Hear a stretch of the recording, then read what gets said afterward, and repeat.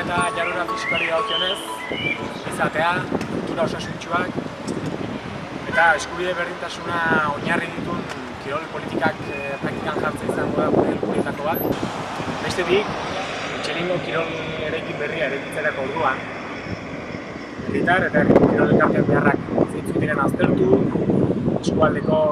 eta herriko kirol azpiegiturak ere aztertu beharko ditugu, eta bestetik, udalak duen kaudimen ekonomikoaren araberako eraikin bat sortzea izango da gure erronketako bat. Eta azkenik, zaintza jarduera fisikoa egiteko oztopo izan ez dadin, eraikin berrian ere zaintza oinarri duen eraikin bat sortzea izango da gure